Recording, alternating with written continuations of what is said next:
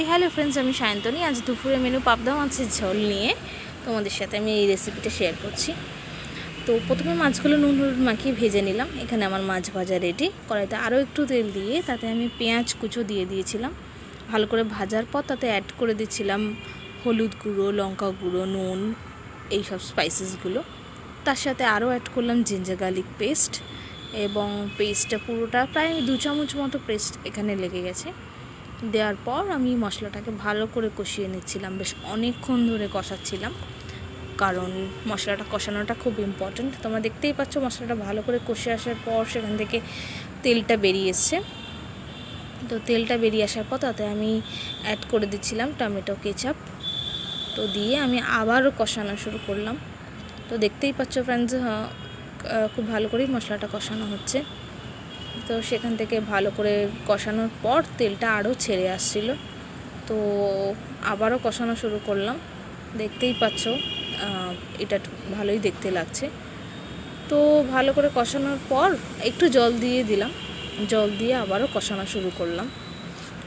তো ভালোভাবেই মশলাটা কষে আসছিল। কষতে কষতে একটা সুন্দর ফ্লেভার আসছিল। তো সেইটা থেকে অনেকটাই তার সাথে একটু নুন চিনি পরিমাণ মতো অ্যাড করে দিচ্ছিলাম। দিয়ে আবারও কিছু চেরা কাঁচা লঙ্কা দিয়ে মশলাটা আবারও কষানো শুরু করলাম। ভালো করে মশলাটা কিন্তু কষতে হবে, তবেই কিন্তু গ্রেভিটা টেস্ট হবে। তো সেখানে আমি আবারও খুন্তি নাড়িয়ে নাড়িয়ে মশলাটা কষে নিচ্ছিলাম। মশলা যাতে নিচে না লেগে যায়, মাঝে মাঝেই একটু জল অ্যাড করে মশলাটা ভালো করে কষিয়ে নিচ্ছিলাম। তোমরা দেখতেই পাচ্ছ কীভাবে কষাচ্ছিলাম। তার সাথে সাথে মাঝে মধ্যেই একটু করে জল দিয়ে দিচ্ছিলাম। তো লাস্টে বেশ খানিকটা পরিমাণ মতো একটু জল দিয়ে গ্রেভিটা এবার আমি ফুটতে দেব। ভালো করে ফুটতে হবে।